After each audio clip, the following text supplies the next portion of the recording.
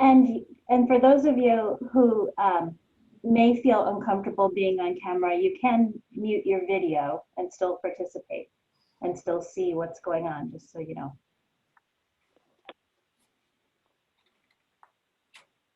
Julie, do you want me to do introductions, or do you want to do them?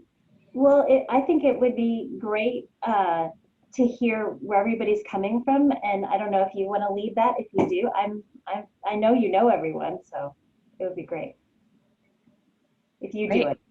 All right. So I'm not Emily Stewart. I am Julie Martinez. Not to be confused with Julie Massa. We're both Julie M's. And let's see, you all know me, except I don't know if I know Carrie. I think I know everyone else. So, hi. I know Julie because we did Rock 101 together, actually, I think a long time ago. And Julie has a ton of experience in the state of Oregon, working for Casa of Oregon for over a decade, Julie. It was a really long time.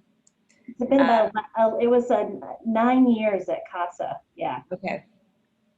So she has a wealth of information and experience, and I'm always amazed at how many stories and situations Julie has had to work through. And so she is certainly no stranger to conflict and issues, unfortunately, but has a lot of great tools for working through that. So it looks like we have folks from Park Plaza. I guess we could start there. Natividad. I let my other board members go first. There's Carlton and Pat. I'm just going to call everybody out. Okay. Hi, Carlton, you're on mute. Okay, I got you. I'm Carlton, I'm Vice President of Park Plaza. Nice to meet you, Carlton. How about Pat?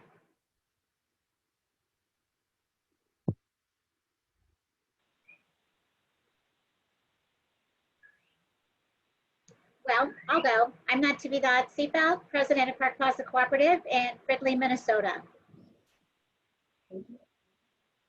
I'm Terry Burns from Prairie Lake Hi. Estate. I'm Terry Burns from Prairie Lake Estates. I'm the secretary on the board, and that's in Kenosha, Wisconsin. Thank you. Welcome. Thanks. We also have Pamela Creek. Bobby, do you want to kick us off? Sure. I'm Bobby Grubb for Pamela Creek Estates in La Crosse, Wisconsin. Excuse me. And I'm the secretary of.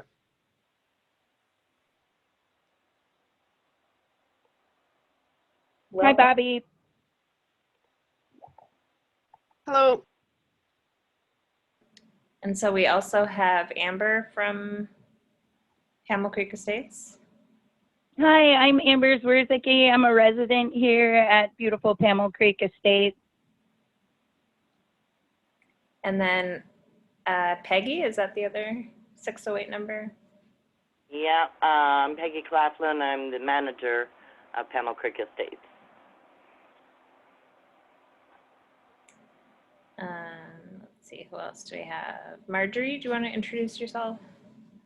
Marjorie Gilsrud from Adelia Mobile Village, where I serve as president, and I also serve as the Rock Association director for our region. And the newbies, Bev and Don. Do you want to introduce yourself? I'm Bev Adrian. I'm the president of Woodlawn Terrace Potential Cooperative. And I'm Dawn Pinkerton. I'm secretary.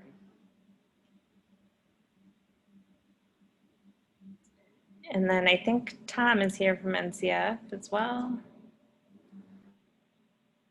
And I don't. And then Carrie? are we going to hear from Carrie? Yeah, Carrie. Right. Hi, everyone. I'm joining you because so I work in administration for Vernon County, which is just south of La Crosse, and we've recently had a park closing.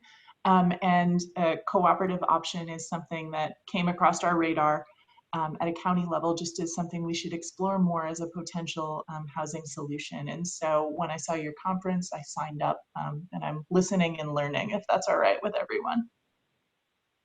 Absolutely. It's great Of to have, course. it's great to have interested people from the county present. Yes.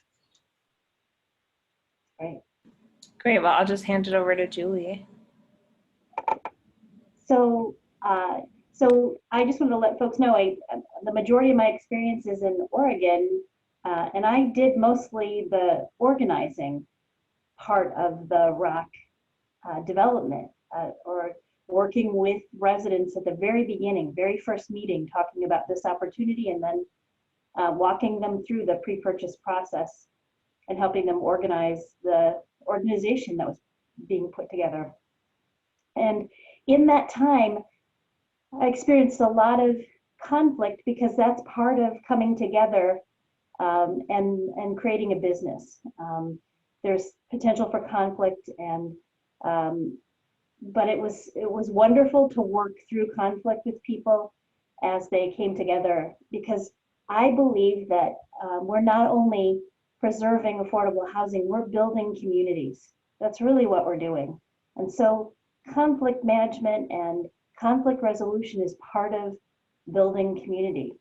And last year I did a presentation on communication, and I touched on conflict and conflict resolution. One of the things I always say is that I'm going to plan for it. And I think that interim boards of directors during the purchase process should plan for conflict. It'd be wonderful if it would never happen, but we know that it will. And so planning for it and being ready for it, and not anticipating it, but just being ready when it comes up and having resources, just like any other thing that you would experience. If you experience something bad underground with the water system or anything like that, you're gonna plan for it and know who to reach out to. So that's really the purpose of this presentation.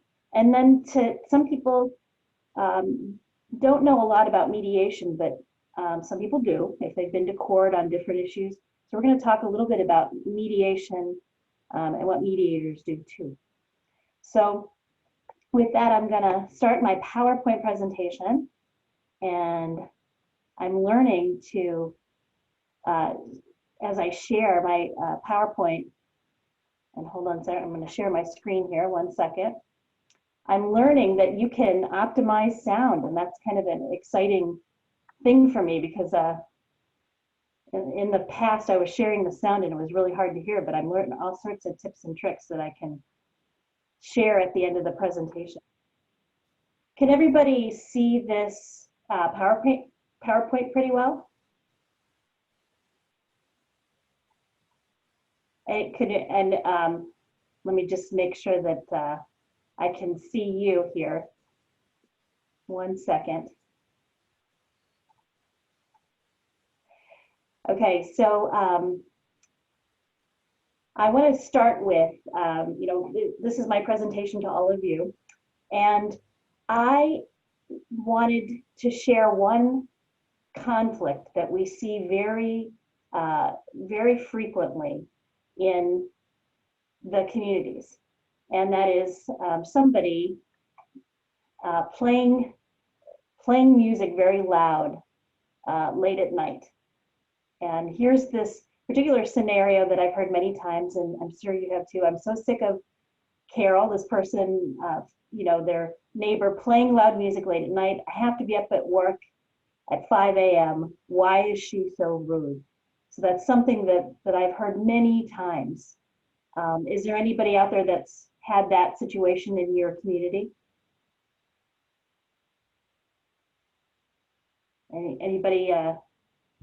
Anybody care to share? Well, I know like for us, we also have a lot of people that work overnight.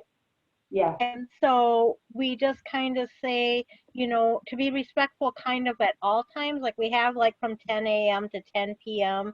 as far as a noise thing, but also just be respectful of all time. If you know that your neighbor works overnights, are you going to want to be really loud during the day? So just to think that, you know, that's their time to sleep. So it's just to be respectful all around.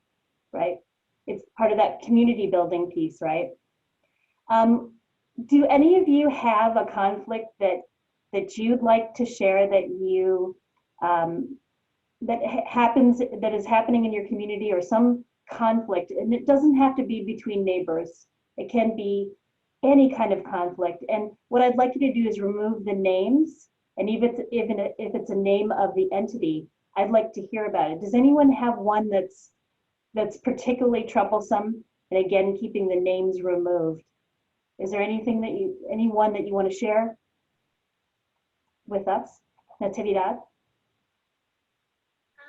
For 10 years, we've had the same two residents fighting on a continuous basis, where it's a reach out to government officials and everything else. It's been on a continuous basis, even up until recently. And so we were able to utilize our lawyer for a cease and desist, or both homes will be evicted. And this particular lawyer knows the state laws in manufactured housing. So that is a key plus, that your lawyer does know that. Yep. And I just wanted to say, there are times as we get through this that you do everything you can to resolve the conflict. And sometimes for community building, you need to add force.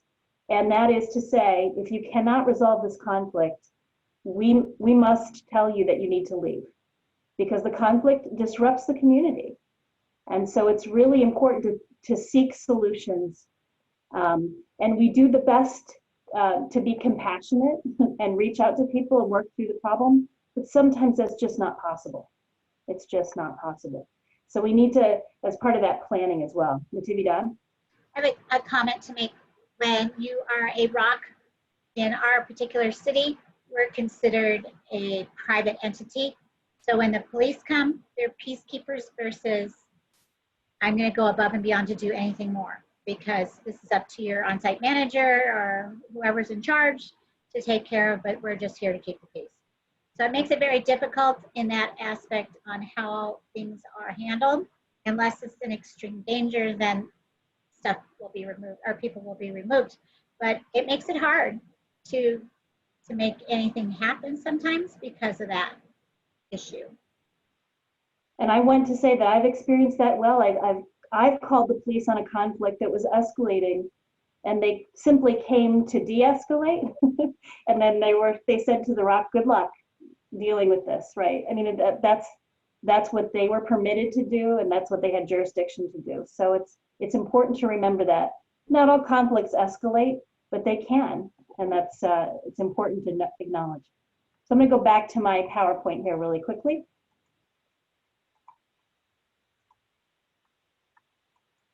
Okay, 1 second. Let me get back here. So we've heard one. Does anyone else have one to share, or a conflict to share that's kind of bothersome, or anything else, any other conflict that you'd like to share? If not, we'll move on.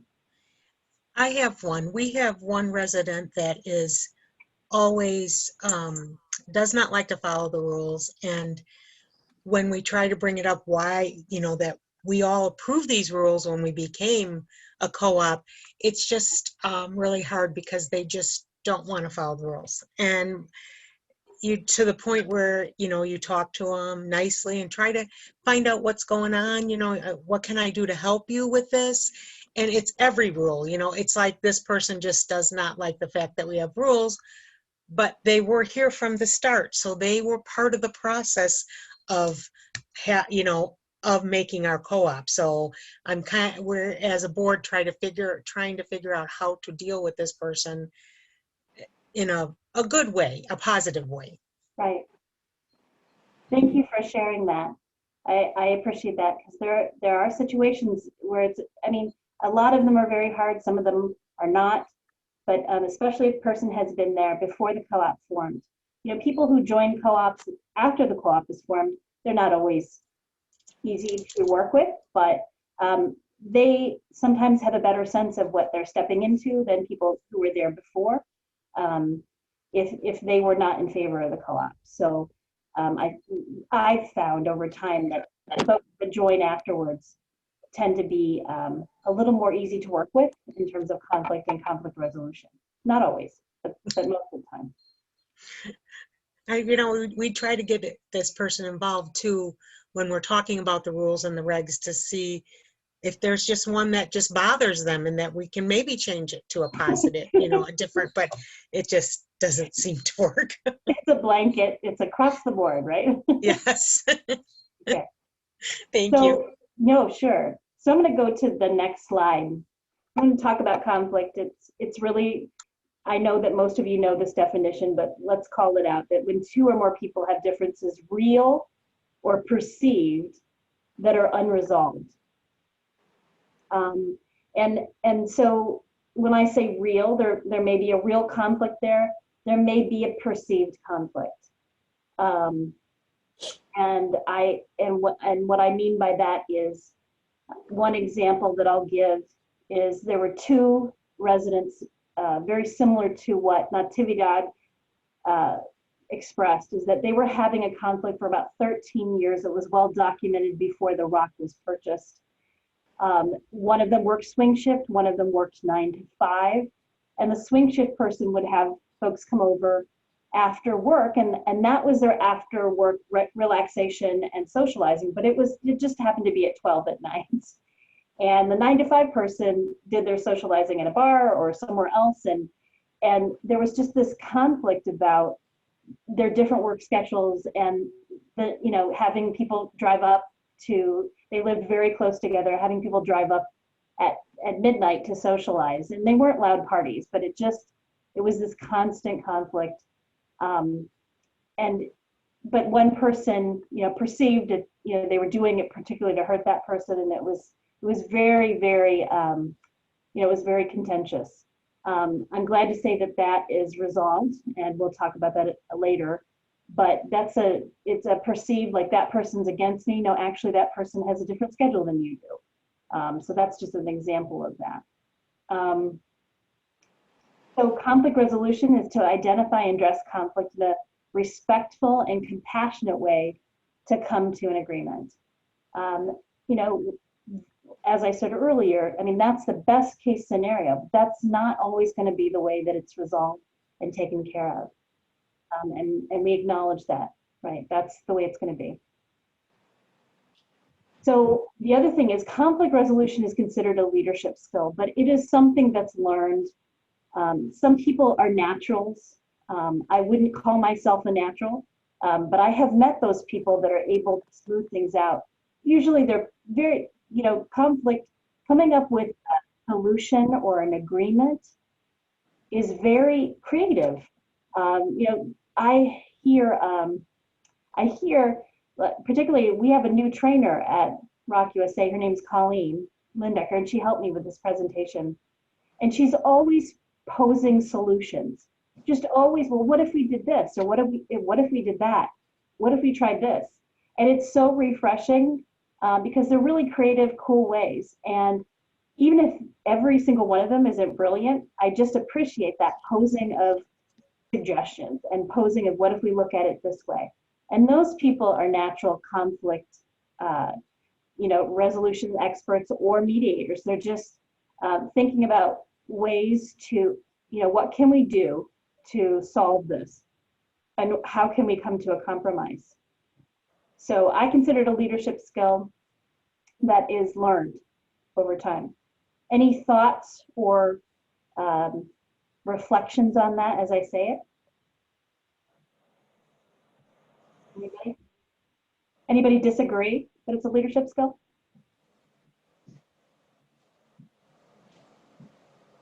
And I'm sorry, for some reason I can't see you. So if you have your hand up, go ahead and speak out. One of the things This is Dawn Pinkerton. Yeah, go ahead, Dawn. And I just wanted to say, I think one key thing to do when you're in a situation of conflict like that is to try to be able to distance yourself from it. So you can actually look at it from both sides. Brilliant. Yeah. Sometimes stepping back and really reflecting your space, your part of it, or reflecting so that you can get back and take what we say, a view from the balcony versus a view from the dance floor. If you're in conflict on the dance floor, you're really up close, but getting up on a balcony and looking down at the conflict can be very, very helpful. That's a great insight. Thank you. So the next thing that I wanted to talk about is, where do the conflicts come from? And although these are simple explanations, I think it helps when you're narrowing down what's going on and you're trying to figure out what a person's really having a conflict with. Like what was said earlier, is it one rule or is it just rules? So one of them is, one of the things that we identify is incompatible goals. So for example, Jane wants to let her dog roam free in the rock because she barks less than if she is in the house or fenced in. And Tom is allergic to dogs and takes great pride in his yard and lot and wants his neighbors to keep their pets from making a mess on his lawn or bothering him when he is outside. So you can see the incompatible goals here. Jane has a need to have her dog not barking, and Tom has a need to not have dogs close to him and messing on his lawn. And the community rules help us, define, how this is going to go. And yet, there are needs in the community. And if it says that your dog must be in a leash, then Jane has to adhere to that. But we can see the incompatible goals. Miscommunication. So misunderstandings or miscommunications can lead to conflict if messages or meanings are misinterpreted or misconstrued. I have seen in communities neighbors who were formerly friendly to one another begin texting and begin nasty texting. And sometimes it's not even nasty texting, it's just communicating briefly over maybe email or texting. And it's very, very easy to miscommunicate when you can't see someone's face and how they meant the message to come across. And then I've seen just the extreme of nasty texting and revealing information about people that you shouldn't, and but also misunderstanding something simple that was someone intended to do something in a good way, and then it was misconstrued as someone maybe not valuing someone's intelligence or ability to take care of the situation without, without overseeing someone's progress. So miscommunication. And then to me, another that I've seen in rocks is, scarce resources. Often a conflict arises due to a real or perceived competition of scarce resources. For example, the board wishes to have a rent increase of $15 to cover a community playground, but residents wish that increase to go toward resurfacing the roads. There's only enough money to do one, and so conflict arises between these two groups. Has anyone seen anything like that in your community before? Oh, and just all in the chat, it's like Natividad has said that includes Facebook. The miscommunication can be over Facebook as well. So back to, has anybody seen this kind of conflict over scarce resources, or can you think of a time in your rock where there were competing, competing requests for money or competing goals for money? Does anybody go ahead and speak it out if you have it? Anybody? Hi, this is Pat. Go ahead. I can think of one example that a few years ago when I was serving on our board, there was a mom who had several little kids, and she wanted them to be able to have a playground in the community. I mean, they were even down to toddler age.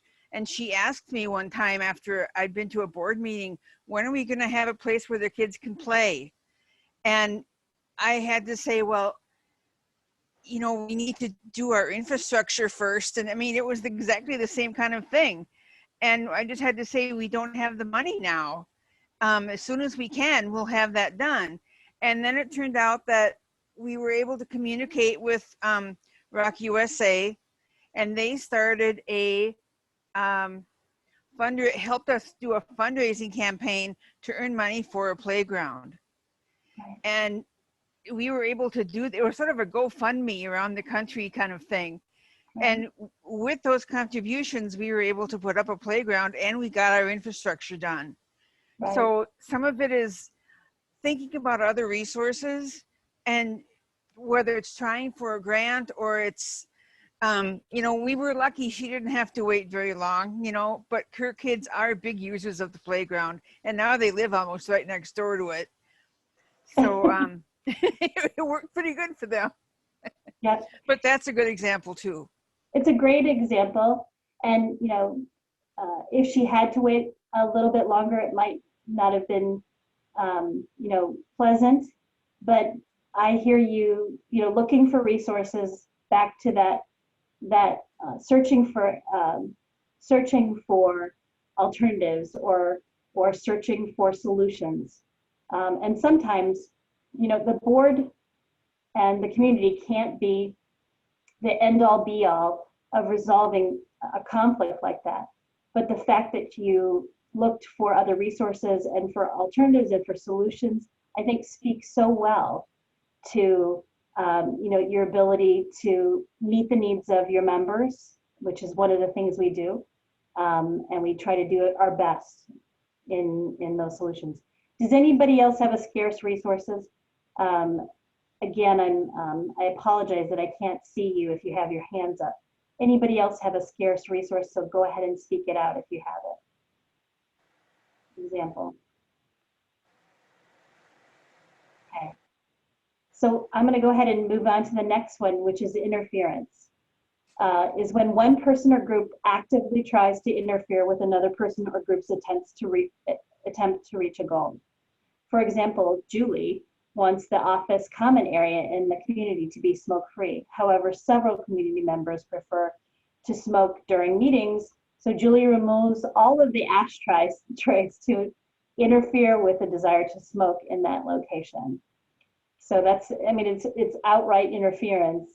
And so, you know, that can create so much acrimony or conflict in the community when there is a decision to do something and then someone actually actively removes the solution. Any comments or thoughts on that particular piece? I want to say, in my experience, because I've done a lot of the pre-purchase work, every once in a while, not often, there might be folks in the community that don't want the purchase to go forward. And even if it's a handful of people or 2 people, I've seen these interference attempts. Because really, when a ROC decides to do a resident purchase and there's a vote, you know, it's the will of the community moving forward. And if there are people there that don't want it to happen, I've seen them do interference, and they're going against the majority of the community wanting to move forward. So I've seen some really interesting things happening in that category of interference. And then problem behaviors. Often conflict escalates, as we've been talking about, because one or both people or groups engage in one or more of the following problem behaviors. Criticism, complaining or criticizing each other, like openly. I'm sure you've experienced or seen that before, or at least heard about it. Contempt, insulting or attacking others, put downs, disrespect. Defensiveness, everything is a personal attack, dramatizing, exaggerating, focused on the problem, and then stonewalling, shutting down or withdrawing. in the conflict that I mentioned earlier, and possibly in the Tividad's example, we actually at CASA of Oregon as the CTAP, we reached out to mediation resources for this long conflict between two folks. And the one person, the one party involved, was willing to go to mediation. And it was a free mediation session so that the mediator could try and get to the kernel of what was wrong and hopefully help them reach an agreement. But the other person was not willing to go to a free mediation session with their neighbor. And that tells us, that the person is shut down or is withdrawing from even wanting to talk about it or find a solution. Ultimately, what happened is the other party that was unwilling to go to mediation moved out of the rock. And that was a solution for them. I was sad about it, and that person wouldn't take up a free session with a mediator to try and come to a solution. But that's sometimes happened, as we've heard. So I'm going to go ahead. No, go ahead. Go right ahead. We just recently had a situation with a mediator. We have one resident who has always been a conflict of the community from the get-go, whether it's posting stuff on the bulletin board, creating havoc on our Facebook, of which we have since developed with Rock USA a Facebook policy, which made a humongous difference. So if you don't have one, get it from Rock. It really makes a difference. All the way until just recently with a mediator, and we both went to it. The on-site manager went to it. We all agreed about certain stuff. I signed our end of it, and the next morning she refused. And so it was dropped. But, there's some things the co-op has to stand their ground and cannot give up, whether they claim it's because I'm an elder or whatever the case may be. You cannot give in sometimes as a co-op, because then if you do it for one, you have to do it for everybody. That's right. And so there's no way, shape, or form that this person will probably not move ever and will continue to always complain, even up to yesterday with email right away in the morning. So it's always going to be that way. So we just can't do anything about it.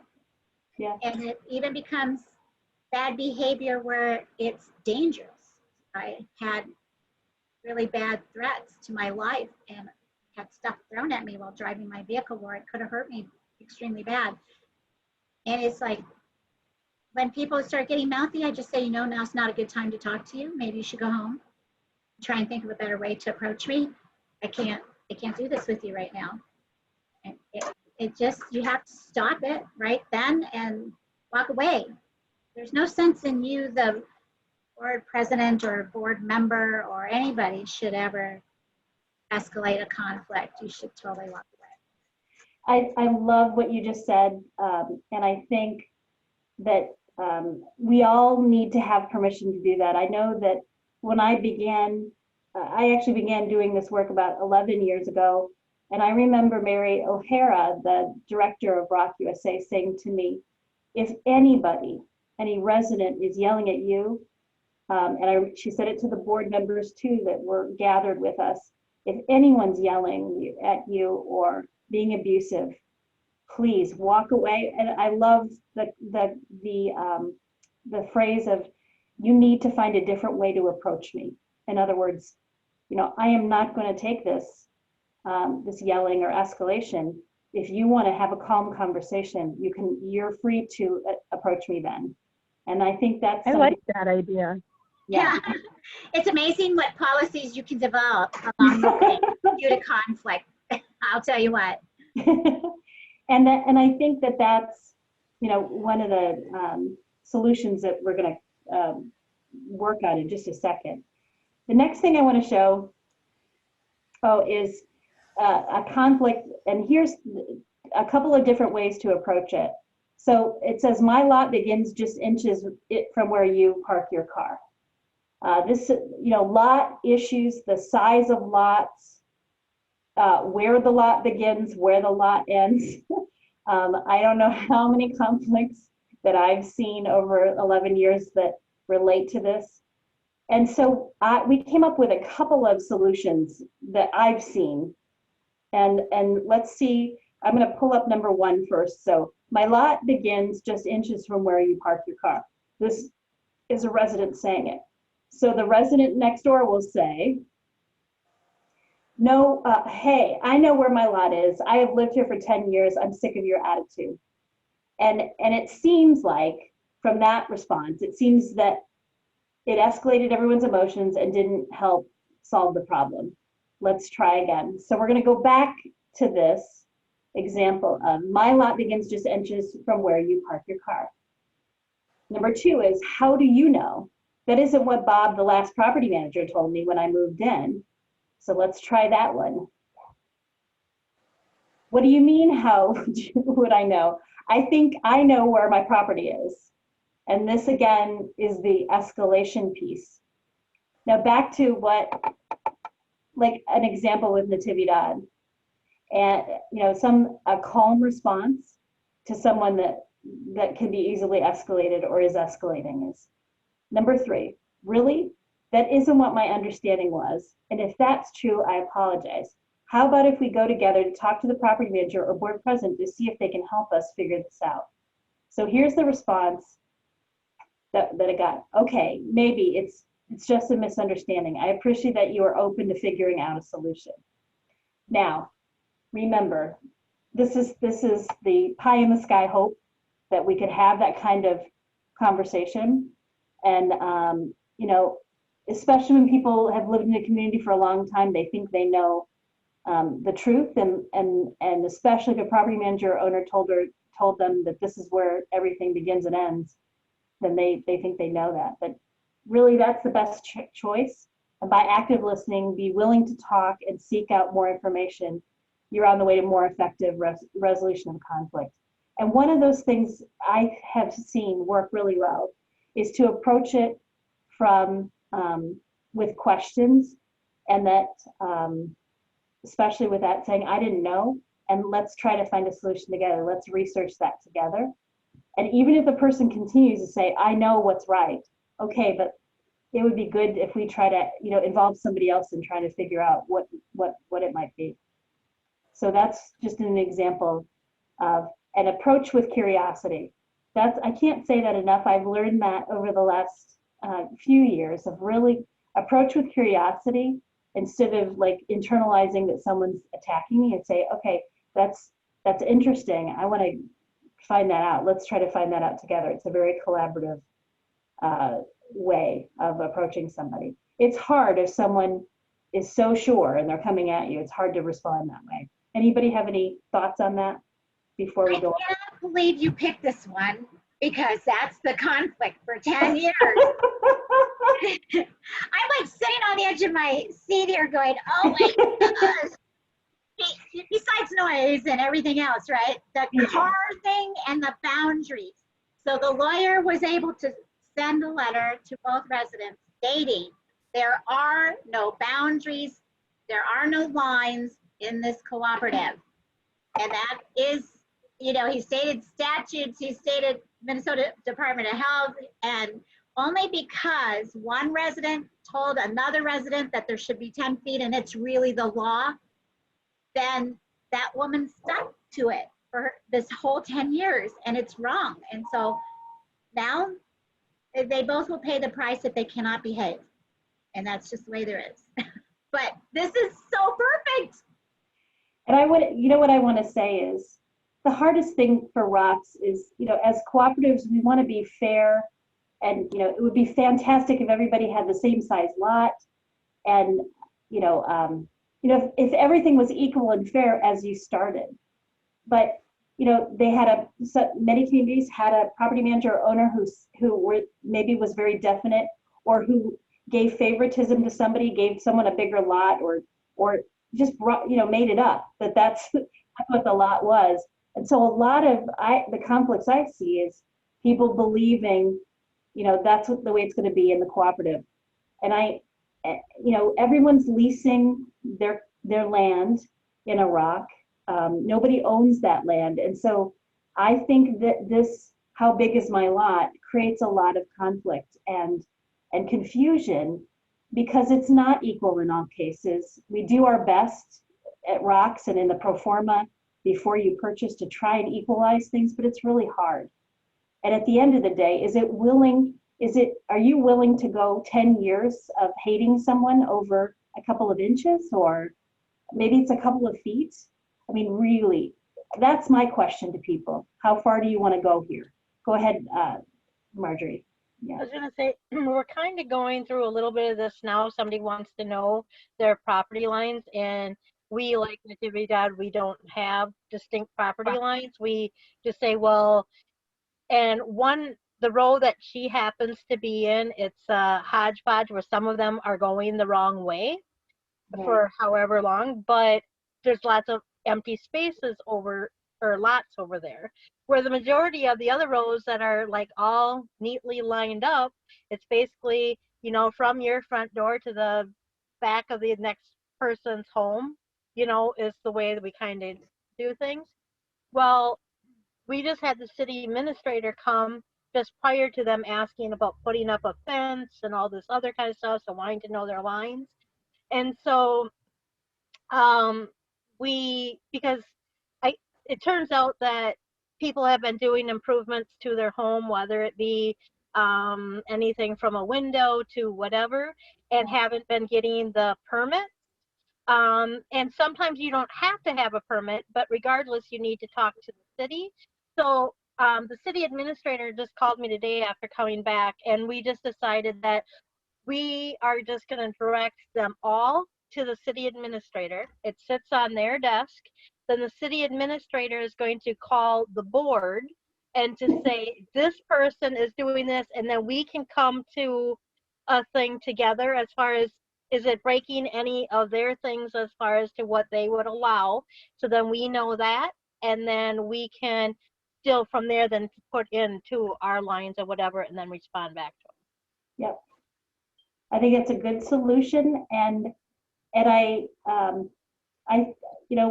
reason I stopped the PowerPoint for a second is I think this just is the root of a lot of conflict, and we want people to feel like they have space, and especially if it's uneven compared to the other spaces, and I think there are good solutions, and then involving other people that can articulate. One of the things I was told is that unless you've done an ALTA survey, it's really hard to see what the actual lot lines are down to the minuscule inch. And so that's the other piece of this. So when I hear a community going down that, like, we're going to go pay for a survey, it's like, I don't know how many thousands of dollars. I just say, is there another way to handle this that won't cost you so much money, or determine where the lots are, or, is there another way to solve this conflict? Because it could create more conflict when it says that this one's smaller than that one. Natividad, go ahead. And that also includes updating your community rules, because if it's not stated in there, because we have a driveway issue right now, and it's worded wrong, right. It doesn't state that you have to take care of your driveway, but it doesn't say that you have to redo your driveway, even though we're not liable for it. So a particular person has fallen, then somebody else that came to our house has fallen, and it's going to be a continuous email every week until we do something about it. And it's the understanding that we don't do that. And so upgrading your community rules on a regular basis for every time you have an issue, and if it's not stated right in your community rules with the update, the city, state, and statutes, then it's fair game. Yep, absolutely. When we were becoming a co-op, one of our interim board members got it into her head that each of us were buying the land under our home. Right. And we had, she got up and walked out of a meeting because the person from North Country Foundation who was helping us do the planning said, no, you're all buying all of the land together. You all own all of the land. And she didn't want to hear that. And I don't know if she ever cooled off about that, but you know, that's another explanation too, to say there aren't necessarily lot lines. We all own all of it together. That's the beautiful cooperative response, Pat. I mean, it really is. I know that, you know, the American dream is that you own the slice of land and it's yours. We're doing something different so that we all have the security, right? And at the same time, we're coming together. You know, it's the difference, and I've said it before, between I, me, mine, and we, ours, us. Right? We're trying to inspire we, ours, us, and that is, we don't want you to give up your individuality, but we want you to understand that, you know, for the peace of the community and community building, is it worth it arguing over these inches, or is it, or should we come together and try to, you know, is there a solution where someone can park a few inches farther away from where you believe you are? And that's the agreement that you could come to. So I have a video, but I think that I'm gonna skip over because I'm looking at time. If we have time, then I'll play it at the end. It's kind of a funny, silly conflict resolution from the TV show The Office. But I wanna make sure that we have enough time. And like I said, we can show it at the end if people wanna see it, but it's a good, it's actually a good overview of conflict resolution. So I'm going to go back, but I'm going to start on, hold 1 second here. I'm going to go back and start on solutions to resolving conflict. Hold 1 second. Go on vacation. Yeah. So one way is to ignore it, which, you know, I mean, it is a solution, is to ignore it. I have heard property managers say, you know, the board shouldn't really be involved in neighbor to neighbor conflicts, and I understand that. The only problem is when it escalates, it impacts everybody, right? Especially if it gets to that really serious escalation. So, you know, maybe ignoring it can work, but if it gets worse, I just don't see it happening. Next one is smoothing it over. Just kind of like say, well, you know, you guys will work it out together, and you know, let us know if you're still having problems, but you know, you're good people and you've been good residents, so hopefully you can figure it out. The next one is using force, and I would say, you know, the point at which Natividad has gotten with these two homeowners is that you need to do it.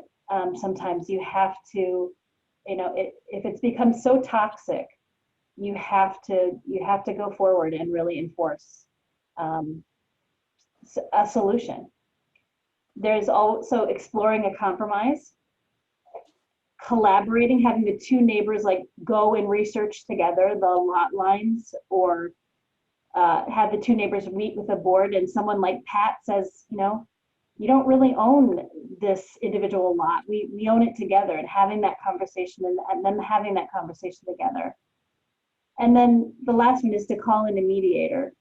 And I do have a list of mediators in both Minnesota and Wisconsin, comprehensive list. And I'm going to get you this PowerPoint so that you can find it as well. But, you know, sometimes a mediator can be helpful. But as I said in the one example in Oregon, after 13 years, only one of the parties in dispute were willing to go to the mediator. And that just isn't going to work because you have to do it together. So those are common. I was thinking, go ahead. Sorry. No, go. I was thinking early on, before you even do the ignoring part, maybe there could be an education, because for us and for many people, the whole idea of a co-op is very new. Right. And many people just don't understand. And maybe the conflict wouldn't even happen if they had a background knowing what's going on. I think that's an excellent idea. I think the one thing, you know, when we're doing this pre-purchase work that you're going through right now, there's so many things to be done. Really explaining the we're looking at explaining the co-op a little bit better in that pre-purchase phase. I think we do the best we can, but there's so much to do. There's so much to accomplish in that time. But training people about what a co-op is about, and the building community and working together. In a traditional manufactured home community, we all know what it's like. And I would say in the first days of organizing the ROC, people say, God, I'm talking to my neighbors that I never talked to before. It's not that I didn't know or care about them, but now we're working on things together, and there's so much more collaboration and cooperation going on in this ROC USA model. So really helping people know that, once the community is a ROC, that's really what we're looking at, is working on solutions together. So I think that's a great idea. Absolutely. Anybody else reacting to anything that the solutions or the solutions to resolving conflict? Maybe bringing up the property line situation right from the get-go would be a really good idea, because no one talks about that in the beginning.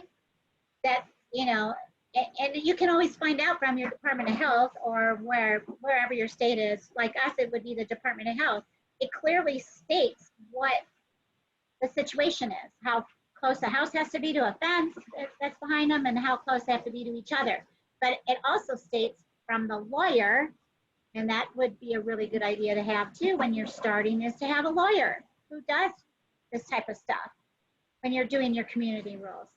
Right. And putting this all together. If we would have had a lawyer in the beginning, our community rules would have been so different. So different. I've seen the attorney in Oregon really, this is a unique situation.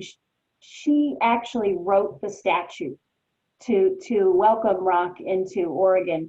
So she actually had kind of this overarching language of, we're here to work together. We're here to purchase this community. We're here to collaborate and communicate and cooperate. And so she had these lofty goals in there, and I think that helped frame what we were doing, right? She's since retired, but her legacy lives on in some of that language about pulling together and coming together and working together. And I think that's really key in the community rules, because you're stating your mission, right? You're saying, we're going to be different than what we were. That's the whole point. It's sometimes that's high-minded and people get turned off by that, but I still think that there's something about framing there and really stating who you want to be. And maybe you don't want to be, people have said to me, you probably heard residents say, we don't want to be this kumbaya community, Julie. We just, we want to pay our rent and everything. Well, that's fine.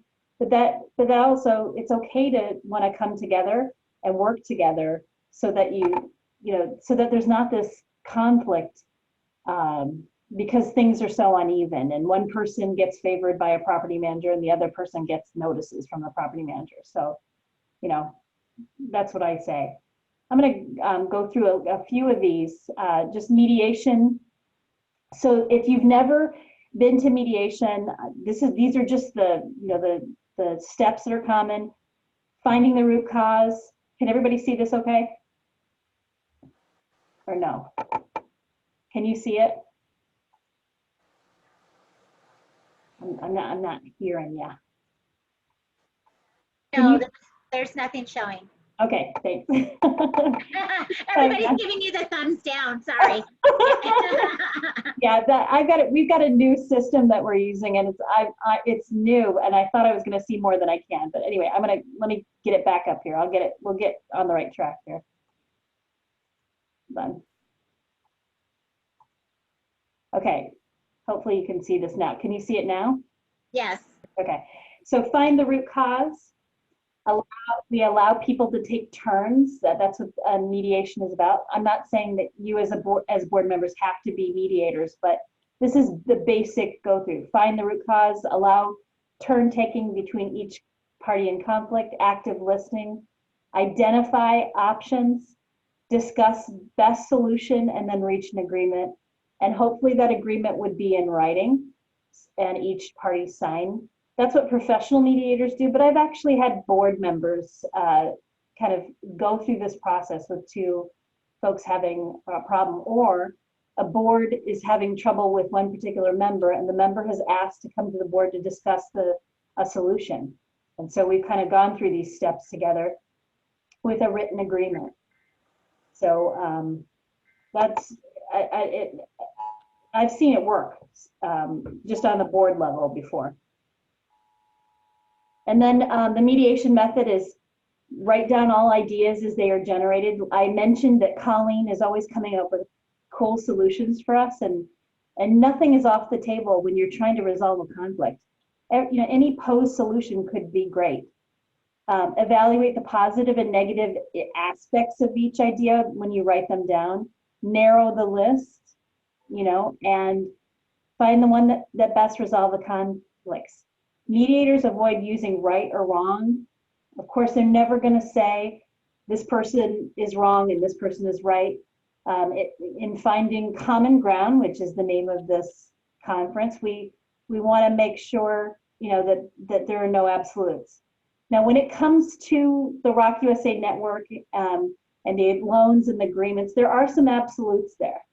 You know, if someone, if a resident says, I'm not going to pay this rent amount, I've had this happen, I'm not going to pay this rent amount because I never agreed to this, I was a no, and I never agreed to move forward with this. So I'm going to pay the rent that I want to pay. Well, that's not going to work. There's no solution to that. You don't get your own rent amount, you know, separate from the rest of the Rock. So that's not, there are some absolutes. You have to pay this rent. That's what we all agreed upon. I'm sorry that you didn't, but you're going to have to leave if you can't pay this rent amount. And then lastly, emphasize collaborative solutions. How can we work together? Monthly check-ins on the agreement, a committee to monitor maybe agreements or conflicts in the community. And you know, that's a tricky one. And then an informal get-together every quarter over coffee, like even having the people that were in conflict get together regularly. So, you know, all high-minded stuff, but it can be important. The last thing that I want to say, and I believe in very deeply, is active listening keeps you engaged with your conversation partner in a positive way by listening attentively while someone else speaks, paraphrasing and reflecting back what is said, and withholding judgment and advice. It's a skill, it's very hard to do. I've done workshops in active listening for a long time. It really is about speaking less and really doing that deep listening. And I think it's a good skill for board members. It's not always easy when you're volunteering and you're doing all this hard work and you've got members, you know, complaining or angry or something. You know, it's really hard to actively listen, especially when you're working so hard. But I think it's a really good skill. And one of the things that I want to talk about this really quickly in this last piece. So this is a property manager, and the property manager says, I'm going to send out notices to these residents threatening to evict them if they don't clean up their act, okay? So Sharon, the Rock property manager, reports to the board that she has noticed some minor first offense community rule violations. She wants to send out sharp, impersonal notices threatening eviction. These are for people who might not even ever have had a violation before. This has happened to me. I've seen this happen before.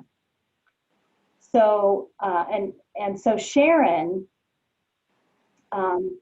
is on the board, and she's gonna have one of these two responses to that, because the board members should really be watching the messages that go out to community members if you've got a property manager sending things out.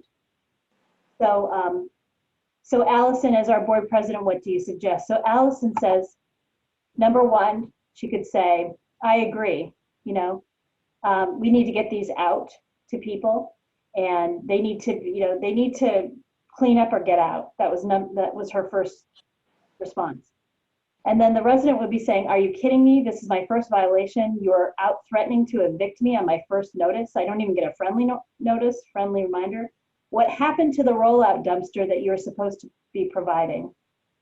Is there anybody out there that doesn't know what a rollout dumpster is? So let me say here, under previous management, residents had access to a rollout dumpster where they could discard large objects once a year. Co-op would fund bringing in of a big, large dumpster. This service was no longer provided, but residents were not notified and no alternative was provided.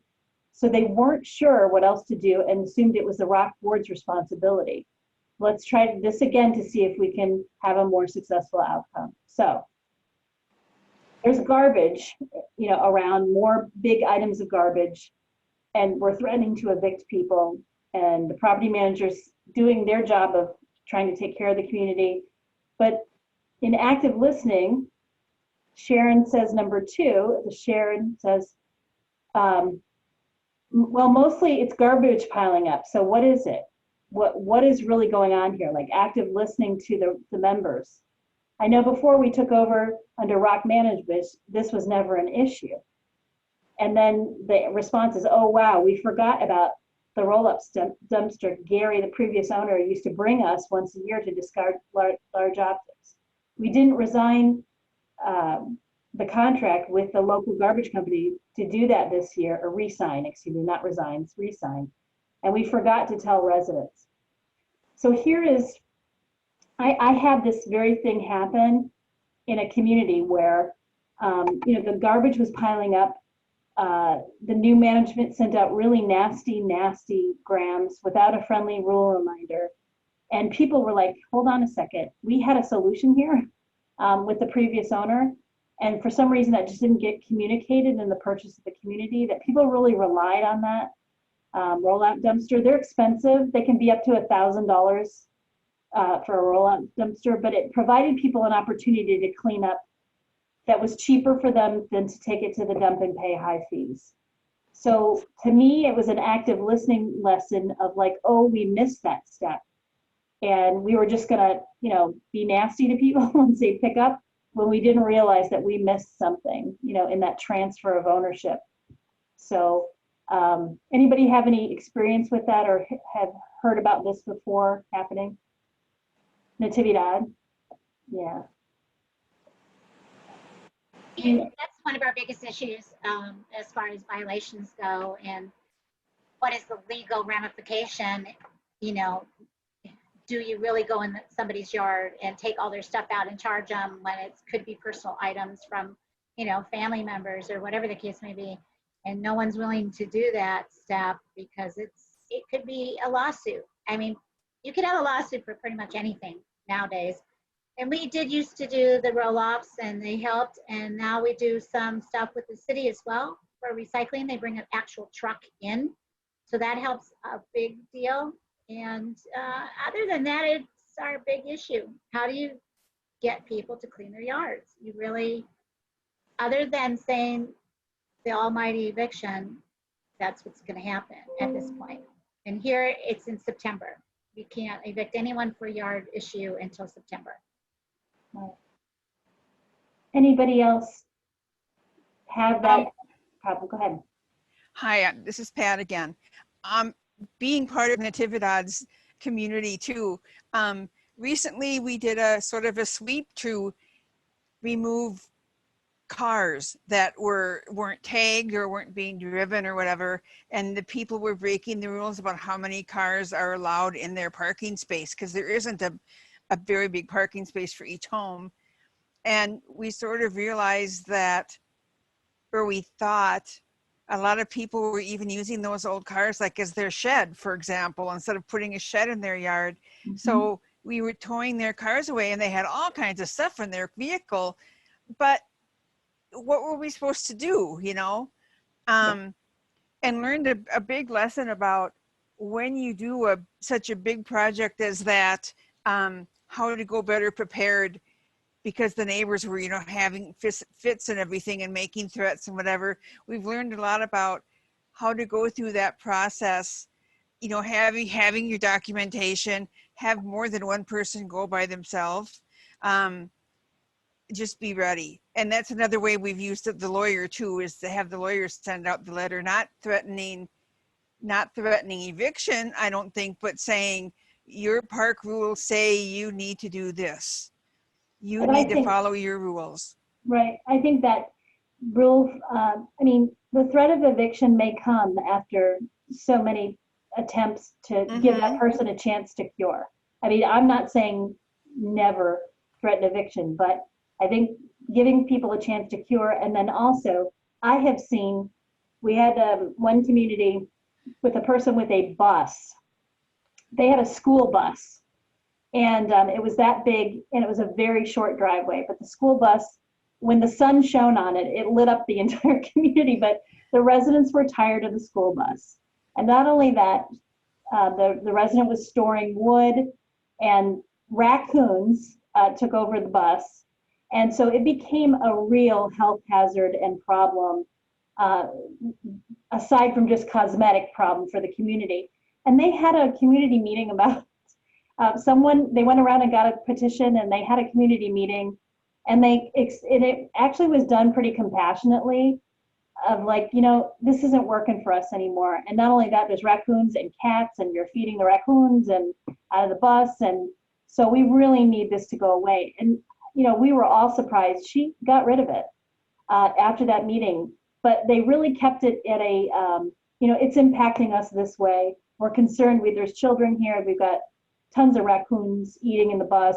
And it was really done in a compassionate way. You know, again, can't always go that way, but they had a conversation about it, and they invited her, and and she decided to get rid of it. So, you know, I'm not saying that's for every community, but it was astounding that it worked to me, that it actually worked. So that's just another solution there. I think, you know, if there's any mediation, I'm going to go back to one last slide that I have two last slides. So let me go back there, and then we'll talk a little bit. Hold 1 second.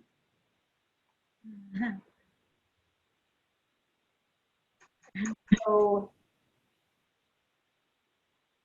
then, so can you see caution in mediating, Natividad? Can you see that? Yes. Okay. So avoid allowing emotion to take over. Maintain respect, empathy, and care. Like I said, the conversation they had with the lady with the bus, even though, you know, the entire community didn't show up, a few people showed up and expressed like respect that she needed more space to store things. They were giving her solutions for storage. She had wood stored, like really over, you know, for the winter, she was storing the wood there, but she was also feeding cats and raccoons. Have empathy for her and care. Avoid blame and accusations. And again, any of these conflicts may require formal or informal mediation. And then I've got here resources and information. Like in Minnesota, like dispute resolution mediation programs are just like, it's amazing. It's worth like looking into to see if they can be helpful in your community. I've had people call a mediator in and do listening sessions in a community for residents that were having conflicts with the board. And the listening sessions spanned over 6 weeks. And the mediator came in, and they talked about just the tension between seniors wanting one thing and families wanting another thing in a split community. It was a very interesting process. And things really quieted down after those listening sessions. So that was a very cool thing. This is Wisconsin, all the mediation programs that are available. You know, some of them, most of these are related to, you know, the courts, but there's also restorative justice centers and places like that where people, you know, conflict resolution experts are really working. So I'm going to make sure that you get this, because I really believe, just like we hire people to come into our communities and assess the infrastructure, the community building that we're doing, and the first person who ever put together a ROC, Julie Eads, she's on one of the, ROC USA is now doing podcasts. And one of the things she said is to do a business and understand the numbers is really easy. To do community building is the hard part. And I really believe that if we're going to pay for infrastructure assessments and for brand new infrastructure, we need to do the same thing with the people in our communities and hire experts that can help us. Like even if it's 6 listening sessions that the board finds money and time to, to do, to maybe listen to the members a little bit or hear them if there's a conflict with, many residents. I think it's worth it to hire those professionals to come in. And as Natividad said, in their county, they did it for free. We've had people in our county offer free mediation, just like the one that I described earlier. They're willing to do it for free because, because they believe in building community, and that's part of their purview is to help. And I would also say we had a situation where a mediator was coming to count votes. There was some concern about members being, just being aware of, people not counting correctly, and they felt better if they had a mediator come in and count the votes for some of the elections, and that worked out really well. And the mediator is now their friend, and they consider him one of their vendors because they will call him. Sometimes they've been fine not having him count, but he will come and count votes if there's ever a concern about fairness in the counting. So that's just another example. So I think so. We're at 5:10, and we have until 5:15, or are we supposed to be wrapping up? Natividad, what do you? Does anybody see that? Are we wrapping up at 5:15? Yeah, I think the session goes till 5:15. Oh, awesome. Yeah, we want to see the video. Yeah, I would say that's what I was going to offer. Now it's a little bit on the silly side, but I want to. It actually ends out good. It's silly, and maybe there's some wrong solutions that are shown there, but I'm going to go ahead and show it now, and then I will stick around if you want to stick around after the video. So thank you. Hold 1 second. I'm going back.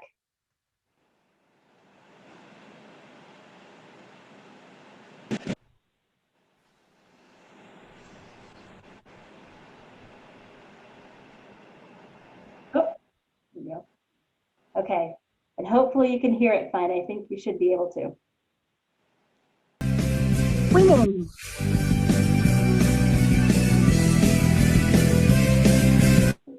Okay. So there's a funny example of conflict resolution, even if it's not completely perfect. It's a cute way to show. This dynamic on your teams happens every single day, and every organization. Oh, sorry about that. That's the thing with YouTube. It just goes to the next one. So anyway. I'm having a conflict with that, Julie. Could you turn it off, please? Sometimes you just want to be like that, or you want to cuss, or you want to yell, and we're so politically correct, and I've been being politically correct for 11 years, and you just continue to do that because that's what you're supposed to do, right? But you do feel like you need a win-win. Right, absolutely. Oh goodness, that was funny. I liked it. I liked it too. So I thanks for spending time with me, and I will make sure that you get this PowerPoint with some of the solutions. And I know that you're dealing with real, real life circumstances in the rocks, and everything isn't, sometimes it's just not able to reach a resolution. But I do think we need to do more work on conflict resolution and invite people in that have that expertise. I think it's very helpful. Anything else before we break? This was awesome. I just want to thank you for your time. Yeah. This was great. I absolutely adored it. Well, thank you, and I'm sorry, folks on the phone may not have been able to see the PowerPoint. We'll make sure you get it. Okay. Julie, you know what? I think every time you do this, every year we've learned it, even at the RLIs and the CLIs, you learn something different every single time. Yeah, I do too. Every time I teach it, especially just hearing some solutions from all of you. Just great solutions and thoughts and insights. So Yeah. thank you. I just want to say thank you. And then I just have a question. Does Carrie have questions for any of us that she Yeah. wants to even send out, like even if it be in an email form, even if it isn't through here? I mean, I'd be happy to help her if she has questions or whatever. Yeah. Great idea. Oh, wow. Thank you so much. Oops, I meant to turn my video on and it's not responding to me very nicely. There I am. Wow, thank you so much. This was just, we're really early in the exploration and even consideration of it here. So I'm just kind of in the info gathering phase. You know, we're not far enough along the path to have a site or a real concept put together, but everything starts with information gathering. So I just really appreciate all of the perspectives tonight and letting me sit in quietly. So thank you, everyone.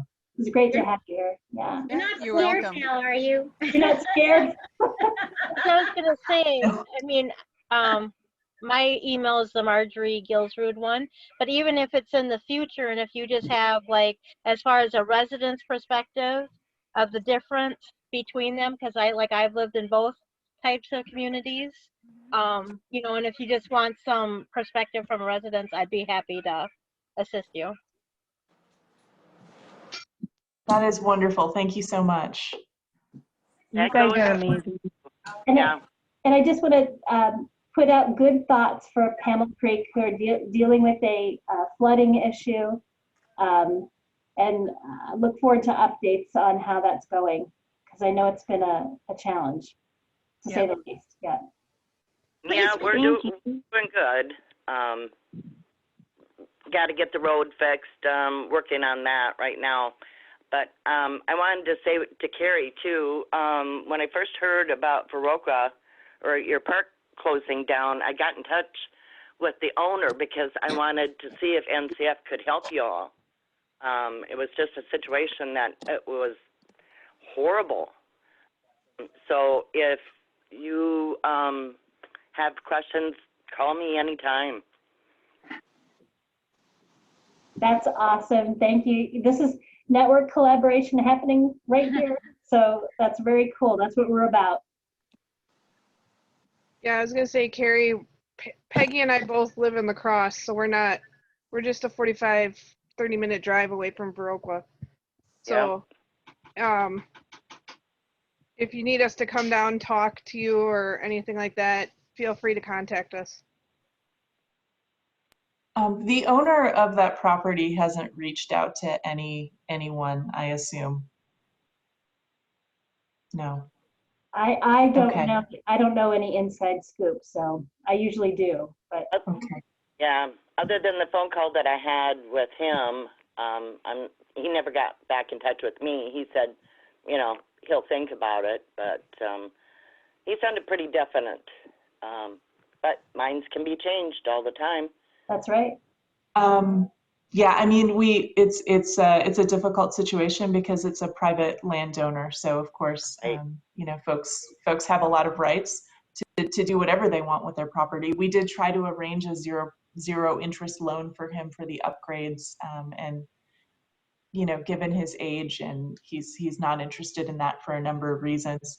But it's unfortunate for the folks that are living in that property right now and moving out, gosh, later this fall. I just can't imagine that. Just the panic, you know. Where are we going to go? And having to, you know, deal with getting rid of the mobile homes yourselves. You know, finding solutions. Where is everybody going to go? Is that Wisconsin? Right. Yeah. Yeah. It is Wisconsin, right? So there's a privately owned facility that's closing, and the landowner isn't interested in making the required upgrades, which are really necessary sewer upgrades. And so instead, the current tenants are being evicted. So that's the situation, sadly. But we are like kind of everybody's pitching in to try and provide, you know, assistance to them however we can through CooleyCap, through the county human services. So there's an effort, but the concept that you guys are all part of is really interesting and you know, probably a great long-term solution. It's just this is an immediate fix is needed for this one. Did you say that the current owner is not willing to sell? He just wants to keep the land and have all of you move? Is that my understanding? That's my understanding. I don't believe he's looking to sell the property at this time. Okay. Have you been in touch with people from North Country Foundation? They can help. Speaking of mediation, you know, they can help speak with him and help put together a deal and help all of you become a resident-owned community, a cooperative, just like we are. I'd be happy to put you in touch with someone there. I think it's a really interesting concept. I know that Tim Hunt, who works for one of our U.S. representatives, reached out to NCF. I'm not sure that there's options. Again, it's a private landowner, and so we're not in a position to force his hand. But just trying to offer an idea or a possible solution, just in case. I love it. I appreciate the problem solving so much. I really do. And like kind of for long term, all the offers for information and knowledge share is really helpful as well. It's from the heart of it's from the heart of residents that we're able to and can't imagine that others wouldn't have this opportunity. So that's what I love about this. I could just hug you all for that. We've all been in that situation. All of us have gotten, you know, Natividad and I and Carlton and whatever, we got that letter. We're going to sell your property and goodbye, you know, basically. And fortunately, NCF stepped in right away and helped us do due diligence to see whether it was possible for us to buy the property and to negotiate with the seller to, you know, see how much the property was worth and see whether we could afford it, to help us set up an interim board of directors and research it all, you know, to honestly say, is it worth this money? Can we do this? Can we all get together and pay our lot rent and make a mortgage payment? And thank God we could, but so that's why I'm thinking of you. Yeah. And the sad fact is there's some owners that don't see the value in that. It's so hard for me to swallow, but it's true. But I see a hand up over here, Bev. Yes, I just highly want to recommend. I'm a product of a park that closed in Minnesota about 16 years ago, and a documentary was made as a result. Okay, that I highly recommend. It's only like a 30-minute YouTube video right now. American Dream Under Fire. Yeah. It's on TPT, often here still in the Twin Cities area. But Carrie, I'd like to recommend American Dream Under Fire. And it's a video of the ramifications of a park closing. It was just on TV not too long ago. That's what I've heard. Yeah, it was. It's great. And even KSTP Channel 5 News, Ryan Resch, he loves to take on stories like this, even though you're in Wisconsin. But this is the purpose of reaching out to him for the opportunity to purchase bill here in Minnesota. So, you know, this is a story to be told, whether they're private or whether they're corporate. It doesn't matter, because private will also sell if it's necessary, if you can find the right person to talk them into it. So do reach out to NCF regardless and see if Victoria is a good source. So I just wanted to also add that in this case, or in many other cases, it's possible that the actual landowner has no idea what a co-op is either. So that should be maybe taught. Sure. And that's where NCF could help this gentleman.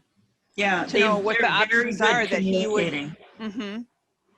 And there's also All Parks Alliance for Change. We do go to Wisconsin, North Dakota, and I'm the vice president on that board. And then there's NMOA, which Marjorie is part of.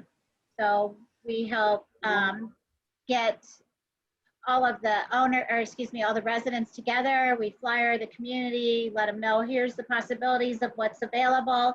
how to start an association, pull yourselves together. So that's an opportunity as well. And you can find APAC on Facebook as well as on their own entity, and same with NAMOA. Terry, do you need contact information for NCF or anything? No, we've reached out to NCF. Okay. Yeah. Okay. Just going to give you a phone number if in case you needed one. It's one thing to give the advice, I'll it's take another to it, leave but, you hanging going, well, who is that and how do I reach them? And keep reaching, girl. Just keep reaching for the Yep, number. yep. Go to Channel 5 News and call up Brian. I have his personal cell phone. I bet you do. That's right. And you call it when you need right. it. I call him when I think there's a cool story. You bet. Whether it gets on there or not is besides the point. But how many residents do you have? How many homes? In the park that's closing? Yeah. I believe there's 27 homes. Since the eviction notice was issued, probably the folks that are most able to move already have.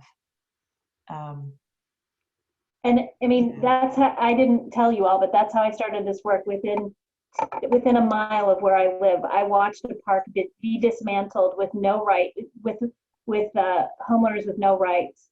That was 2006, and I've been on this case since then because I wasn't gonna see that happen again in my community. I just wasn't. So it gets us all passionate, as you can see. No, I appreciate that. Yeah, we had Lowry Grove close, and yes. that was the same owner. He gave us the opportunity to purchase, but he did not give his other community the opportunity, and displaced over 112 families or so. And now it's turning back into a community. Oh yeah, with high dollar houses. Okay. So just show you, it's just horrible what money will do. Yeah. But still, he could have other reasons. So I wish you the best of luck, dear, and absolutely to you and everyone there. You've got us all behind you. Yeah. Thank you all. Thank you for letting me join you tonight. I really appreciate it. Oh, glad you were here. Welcome. Thank you so much, everybody. Talk to you soon. Have a great night. Good to see you, Julie. Bye. Good to see you all. Good night, everybody. Good night. Bye, Marjorie.